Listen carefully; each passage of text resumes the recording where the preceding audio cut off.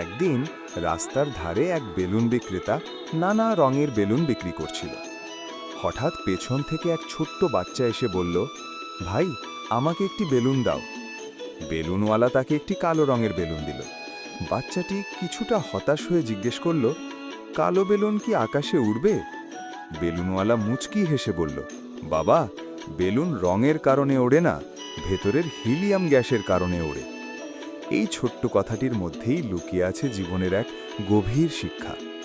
আমাদের সমাজে অনেক সময় মানুষকে বিচার করা হয় তার বাহ্যিক রূপ, পোশাক, গায়ের রং বা সামাজিক অবস্থান দেখে।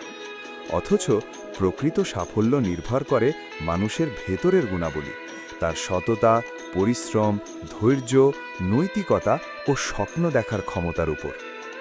বাংলাদেশের অসংখ্য বাস্তব উদাহরণ রয়েছে, যেখানে দরিদ্র ঘরের সন্তান কঠোর পরিশ্রম ও অধ্যবসায়ের মাধ্যমে বিজ্ঞানী, ডাক্তার বা উদ্যোক্তা হয়েছে।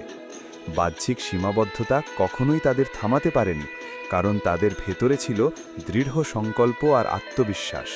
ঠিক যেমন বেলুনকে উড়তে সাহায্য করে তার ভেতরের গ্যাস, রং নয়। এই গল্প আমাদের শেখায় মানুষের আসল সৌন্দর্য বাহিরে নয়, ভেতরে। ভেতরের গুণই মানুষকে আকাশ ছোঁয়া উচ্চতায় পৌঁছে দেয়।